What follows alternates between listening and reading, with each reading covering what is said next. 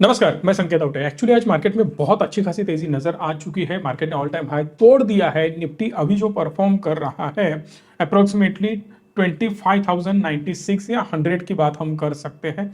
100 तक वो पहुंच चुका था ऑलरेडी आज के दिन में, मतलब 25,100 पे आज निफ्टी था।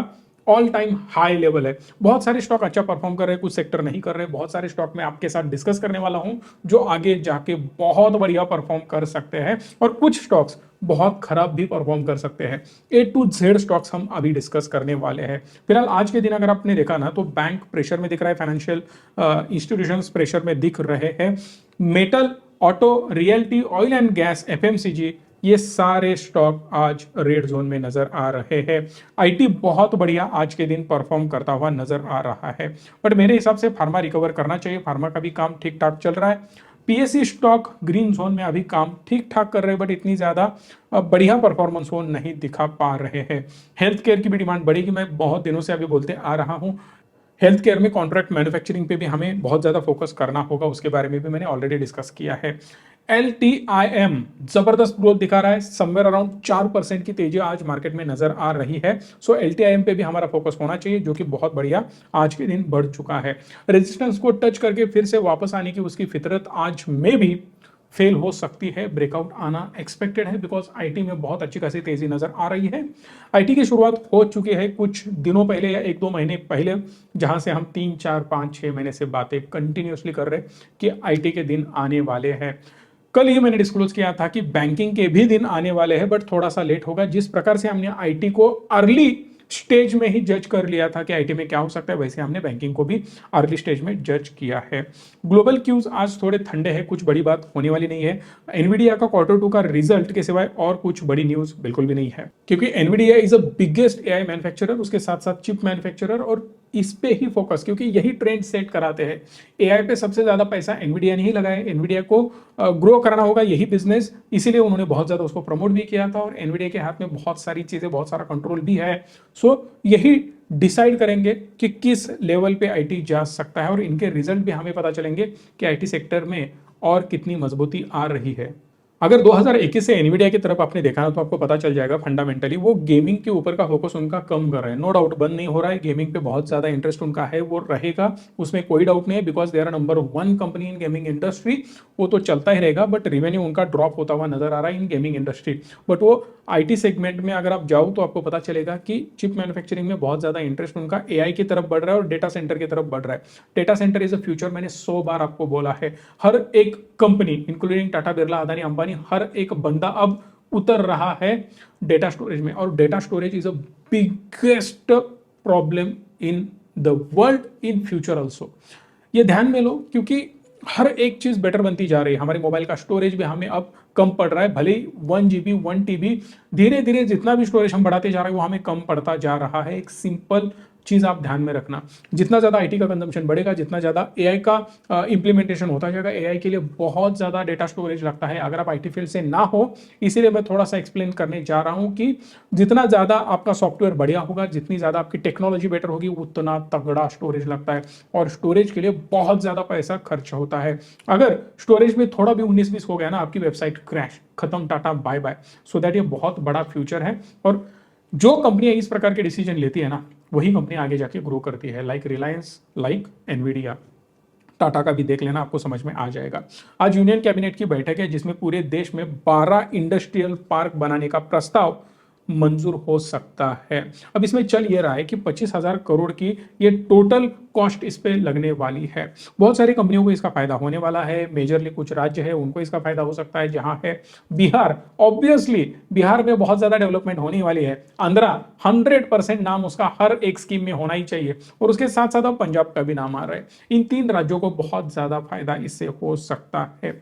12 अलग अलग ये पार्क होने वाले हैं, सो दैट ये पार्क अगर होते हैं तो तगड़े लेवल पे ग्रोथ उस एरिया में हो सकती है।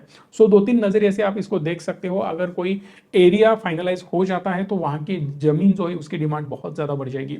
अगर आप रियल एस्टेट में काम कर रहे हो तो वहां पे आपकी नजर होनी चाहिए, तगड़ी ग्रोथ हो जाएगी। अगर आपने वहां पे प्रॉपर्टी परचेस करके रख ली, मैं रिकमेंड नहीं कर रहा हूं जाओ परचेस करो। अगर उसमें आप बिजनेस कर रहे हो, थोड़ा भी आपको सेंस है, तो छोटी मोटी जमीन आप एक्वायर कर सकते हो, अगर कंफर्म न्यूज है तो। अदरवाइज हवाएं बहुत उड़ती है, राइट। तो वहां पे आप अच्छा खासा ग्रो कर सकते हो। अगर कहीं स्टॉक के ऊपर आप देखो तो बहुत सारे स्टॉक आपको नजर आ जाएंगे जो बहुत बढ़िया परफॉर्म कर सकते हैं बिकॉज ऑफ दिस न्यूज, जैसे कि कॉन्कर हो, ऑल कार्गो हो, डिलीवरी हो, टीवीएस सप्लाई हो, वीआरएल लॉजिस्टिक हो, बहुत सारे स्टॉक हैं जिस पे आप नजर रख सकते हो। अगर ये प्रोजेक्ट 100% सक्सेसफुल होने वाला है तो इनकी डिमांड बहुत तगड़े लेवल पे ग्रो हो सकती है।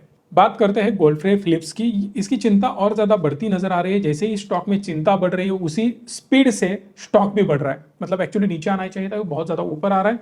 अब बहुत ज्यादा ऊपर क्यों आ रहा है, किस प्रकार से आ रहा है, उसके लिए हमने अलग से डिस्कशन 2-3 वीडियोस में आपने पुरानी करे हैं, जहां पे माँ बेटे का कैसे झगड़ा चल रहा है उसके बारे में हमने बातें करी थी। यहाँ पे मैं बहुत ज्यादा डिस्कस बिल्कुल नहीं करूंगा, सिर्फ एक ही बोलूंगा कि के मोदी और जो वो पास आउट होने के बाद या वो गुजरने के बाद उन्होंने अपनी सारी संपत्ति, मतलब उनके वारिस, उनकी बीवी और 2 बेटे, 2 बेटे तो मतलब नेक्स्ट लेवल के हैं, ललित मोदी और समीर मोदी। कारनामे बहुत है उनके। उनकी जो माँ है बीना मोदी, उनको वो हटाना चाहते हैं दोनों बेटे। उनको लगता है कि माँ की वजह से कंपनी की वाट लग रही है, 11,000 करोड़ की संपत्ति है उनकी।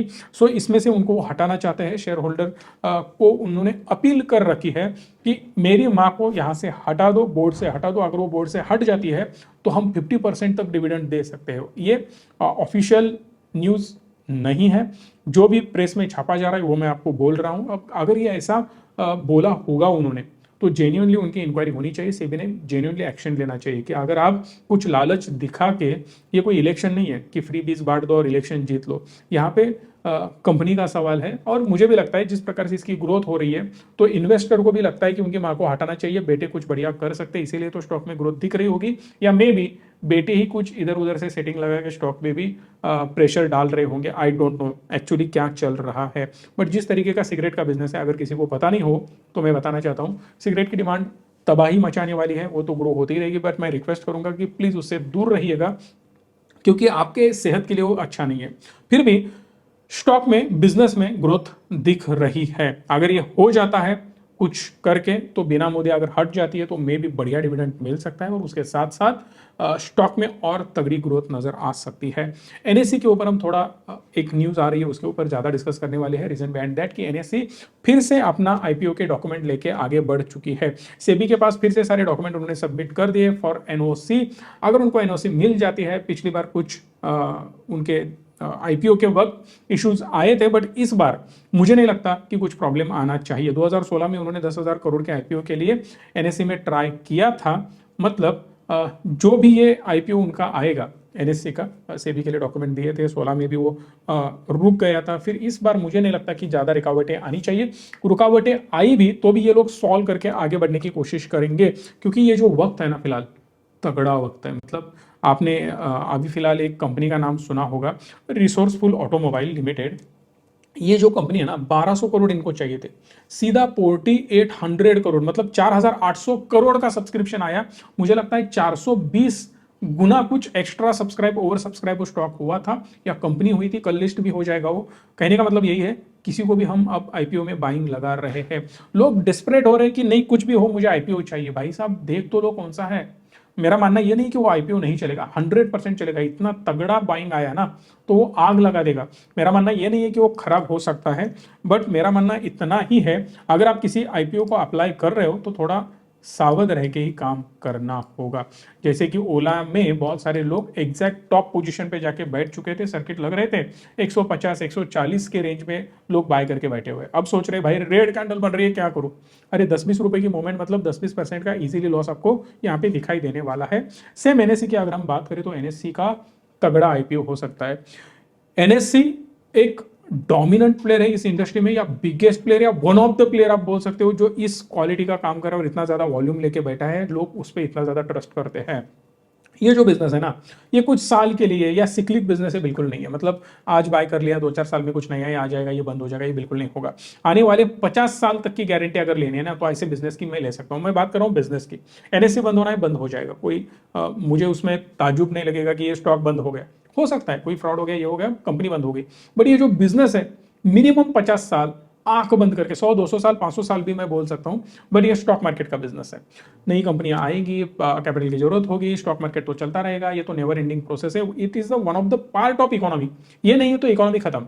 ये सिंपल आप जान लो, सो दैट NSE मुझे नहीं लगता कि एक बार IPO लॉन्च हो, अगर मुझे स्टॉक मिले, मेरा पर्सनल एग्जांपल मैं आपको बता देता हूँ, ऐसे स्टॉक में कभी बेचने की कोशिश भी नहीं करूंगा। आप लोग बार बार पूछते हो ना सर 10 साल 20 साल के लिए स्टॉक बताओ, तो ऐसे स्टॉक जब मेरे पास ऐसी कंपनियां होती है ना, तो बिल्कुल बेचने की जरूरत नहीं, क्योंकि इनकी year on year growth aggressively होने वाली है। अभी तो ये ट्रेलर शुरू है, पिक्चर बहुत बड़ा बाकी है, तो ये शुरुआत है, बहुत नेक्स्ट लेवल पे ये लोग जा सकते हैं। धीरे धीरे करके हमें और ज्यादा बढ़िया रिजल्ट इनके देखने मिलेंगे, क्योंकि एक्चुअल पेनिट्रेशन मार्केट का जो इंडिया में हो रहा है ना, अभी शुरुआत है भाई साहब, वो बहुत बड़े लेवल पे पेनिट्रेट होने वाला है मार्केट, और बहुत ज्यादा एग्रेसिवली होने वाला है। सो जो भी कंपनियां अच्छे से, डायलॉग में दे रहा हूं, जो भी कंपनियां अच्छे से काम करेगी इस मार्केट में, वो एवरग्रीन रहेंगे, उसमें कभी भी आपको बहुत ज्यादा नुकसान नहीं होने वाला, बल्कि बहुत तगड़ा प्रॉफिट होने वाला है। सो इस इंडस्ट्री में काम करने वाले बहुत सारे स्टॉक है, कंपनियां हैं। अब NSE आ सकती है, तो उसके साथ साथ BSE भी काम कर रही है ऑलरेडी। अब BSE का स्टॉक कहाँ है ये मुझे बोलने की जरूरत नहीं है, रॉकेट बन चुका है। BSE एग्रेसिवली एक्सपांड भी कर रहा है, खुद को ऑप्शंस में लाया है उन्होंने, ऑप्शन बाइंग सेलिंग भी वहां पे कर सकते हो, अलग अलग नए नए प्रोडक्ट वो लॉन्च कर रहे हैं। बहुत सारा NSE का वॉल्यूम वहां पे शिफ्ट हो रहा था, बहुत सारे एक्सपायरीज ये लोग लेके आए ताकि और ज्यादा वॉल्यूम आए। इनका क्लियर मकसद है पैसा कमाना। चलो हमें उससे लेना देना नहीं है, हम एक दिमाग में रख लेते हैं कि तुम कमा रहे हो ना, तुम्हारे साथ मैं भी कमाऊंगा, सो इन्वेस्ट करके और ज्यादा बढ़िया ग्रोथ वहां पे ले सकते हैं। MCX है, एंजल वन ब्रोकिंग नाम का एक स्टॉक यहाँ पे ऑलरेडी लिस्टेड है। कैम्स है, CDSL है, के फिनटेक स्टॉक के बारे में हमने बहुत बारी डिस्कस किया है पिछले एक महीने में, स्टॉक कहाँ है ये जाके आप देख सकते हो। IIFL सिक्योरिटीज के बारे में हमने डिस्कस किया था, एक बार स्टॉक जाके देख लेना। एंजल वन पे डिटेल वीडियो मैंने मराठी संकेत पे बनाया है, एक बार जाके वो वीडियो देखो। उसको व्यूज नहीं आए, दिक्कत यही है, जब भी हम बॉटम पे वीडियो बनाते हैं व्यूज उसी को नहीं आते। जो स्टॉक पे एक्चुअल आपने ज़्यादा फोकस करना चाहिए, वैसे एनालिसिस पे आप फोकस नहीं करते। जहाँ पे इन डेप्थ जाके मैं एनालिसिस करता हूँ, वहाँ पे और ज़्यादा आपका फोकस होना चाहिए। सो प्लीज़ रिक्वेस्ट करूँगा, जाके वो पहले वीडियो देख लेना। इनकी ग्रोथ अगर देखो ना, तो आपको समझ में आ जाएगा लाजवाब ग्रोथ हो रही है। दो चीज़ें मैं आपके साथ डिस्कस करना चाहता हूँ। एवरग्रीन जो मतलब सेक्टर्स होते हैं, वो सेक्टर्स पहले से एवरग्रीन कभी नहीं होते। बाद में लोगों को लगता है कि भाई साहब इसमें डिमांड तो जिंदगी भर रहने वाली है, सो दैट इसको हमें नजरअंदाज नहीं करना चाहिए, सो दैट लोग वहां पे परमानेंटली हाई पीई देके बैठ जाते हैं। जैसे FMCG के बहुत सारे स्टॉक है, मैं बात कर सकता हूं उसके ऊपर, जिनका पीई 60, 50, 80, 100, 120, 200 भी देखे हम बैठे हैं, और कंसिस्टेंटली वहीं पे उनका पीई रेशो हमें नजर आ रहा है। बट यहां पे अगर आप देखो, IIFL देखो, एंजल वन देखो, 10, 15, 20 के रेंज में इनका पीई रेशो हमें नजर आ रहा है। कैम्स को बहुत ज्यादा सस्ता मिल रहा था, जब मैं बोल रहा था लोगों को लग रहा था अरे यार इसका क्यों नाम ले रहे हो। तो समझ लो कि भाई साहब वहां पे ग्रोथ आ रही है। अगर हम ऐसे स्टॉक्स को ना अच्छे लेवल पे उठा सकते हैं, और जब भी नीचे आए तो उसको लेके रख सकते हैं, तो बहुत तगड़ी ग्रोथ हमें मिल सकती है। कहने का मतलब यही है कि बहुत सारे स्टॉक हैं जो कब ग्रो करेंगे वो हमें पता नहीं है, बट ग्रो तो 100% करेंगे। जब मैंने बताया था आपको लक्ष्मी ऑर्गेनिक्स का बिजनेस, मैंने बहुत बारी आपको बोला था कि लक्ष्मी ऑर्गेनिक्स बॉटम पे हमने वीडियो बनाता है तकरीबन 6 महीने पहले या 7-8 महीने पहले। लोग बोल रहे थे अरे ये तो रेंज बाउंड है, क्यों ऐसे स्टॉक के बारे में बोल रहे थे, बट आज के दिन अगर आप देखो ना, उसने ब्रेकआउट दे दिया है। जब ग्रोथ आएगी तुमको वो समझ में नहीं आएगा कि भाई साहब ये इतना ज्यादा क्यों बढ़ रहा है। अब इतने दिन का, इतने महीनों का, ये बोल सकते हो इतने सालों का जो उसका रेंज बाउंडनेस था या कंसोलिडेशन पीरियड था, सब ये बंदा तोड़ने वाला है। सो लक्ष्मी ऑर्गेनिक के ऊपर आप ध्यान रख सकते हो, कोई भी बाइंग सेलिंग का रिकमेंडेशन नहीं है, सिर्फ एजुकेशन पर्पज के लिए कवर कर रहा हूँ। सो केमिकल सेक्टर पे आपका ध्यान होना चाहिए, FMCG पे ध्यान होना चाहिए, ऐसे जो भी सिक्योरिटी मार्केट में काम करने वाले स्टॉक है उनके ऊपर भी आपका ध्यान होना चाहिए। अगर आपको ध्यान नहीं रखना है मत रखो, मैं रखूंगा, कॉल करना। म्यूचुअल फंड में, स्टॉक मार्केट में अगर आपको इन्वेस्टमेंट करनी है, आपको कोई हेल्प चाहिए तो हम कर सकते हैं। भारतीय एयरटेल की पार्टनरशिप हो रही है एप्पल टीवी के साथ, जहां पे Apple TV plus Apple music भी कवर होने वाला है। एप्पल टीवी के लिए ना एयरटेल एक्सट्रीम, और उसके साथ साथ जो वाईफाई थ्रू जो कंटेंट कंज्यूम करने के लिए यह पार्टनरशिप हो सकती है। अब आपको पता ही है कि कंटेंट कंज्यूम करने का तरीका बहुत ही अलग ज्यादा वे में चेंज हो रहा है, जो कि मैं डिस्कस कर रहा था, सिक्लिक चीजें होती है। अब केबल का, डिश का बिजनेस बहुत ज्यादा कम हो चुका है, ड्रास्टिकली उनके कस्टमर्स फॉल होते जा रहे हैं। सो ये सेक्टर एक अलग चीज है। अभी एक्सट्रीम वाला पार्ट ले लो, या एप्पल टीवी या एप्पल म्यूजिक का पार्ट ले लो, आगे जाके कुछ अलग ही आ सकता है। एप्पल का पहले आईपॉड मिलते थे, तो आईपॉड के बाद अब क्या आया, एप्पल म्यूजिक आया, एप्पल मिनी टीवी आया, हर एक नई नई चीजें वो इवॉल्व होते जा रहे हैं। जैसे जैसे टेक्नोलॉजी चेंज होती है वैसे उनके प्रोडक्ट भी चेंज होते जा रहे हैं। सो ऐसी कंपनियां लॉन्ग रन में बहुत अच्छा खासा रिजल्ट हमें दिखा देती है। एयरटेल की हम बात करें तो एयरटेल के स्टॉक ने ऑल टाइम हाई ऑलरेडी तोड़ दिया है, बहुत अच्छी खासी ग्रोथ स्टॉक में नजर आ रही है। पीई भी थोड़ा हायर साइड है बट जस्टिफाइड है, क्योंकि one of the biggest player तो यही है इस टेलीकॉम सेक्टर का। और ज्यादा इसको ड्रिल डाउन करना है तो आपको समझ में आ जाएगा कि ये कंपनी एप्पल के साथ काम कर रही है। इसका मतलब एप्पल का client base premium client base होता है, जिसके पास डिस्पोजेबल इनकम बहुत ज्यादा होता है। अगर उसकी स्पेंडिंग पावर ज्यादा है तो बहुत तगड़े प्रोडक्ट उसके गले में हम मार सकते हैं, चिपका सकते हैं, क्रॉस सेलिंग हो सकता है, इसका फायदा एयरटेल को होगा। दूसरी इंपॉर्टेंट चीज, इंडस टावर में 51% इनकी स्टेक्स है अभी एयरटेल के, सो दैट इंडस टावर का अगर स्टॉक देखो तो रॉकेट बन चुका है, क्योंकि इंडस टावर को भी अच्छे लेवल पे मोल्ड किया जा सकता है, इसीलिए ऑल टाइम हाई पे अभी इंडस टावर ट्रेड कर रहा है। सो एप्पल भी ग्रो होगा, उसके साथ साथ एयरटेल भी ग्रो होगा, उसके साथ साथ इंडस टावर पे भी ये लोग फोकस कर सकते हैं। ऐसे सारे डॉट हमें जोड़ने पड़ते हैं जब किसी स्टॉक में हमें इन्वेस्ट करना होता है। स्टोरी स्ट्रॉन्ग होनी चाहिए। जब आपके पास एक क्लियर स्टोरी है ना, तब आप डेफिनेटली एक बढ़िया स्टॉक, एक बढ़िया सेक्टर पिक कर सकते हो। वीडियो को लाइक करना, चैनल को सब्सक्राइब करना और मैक्सिमम लोगों तक ये वीडियो पहुंचाने की जिम्मेदारी आपकी। धन्यवाद। Stay tune and stay positive.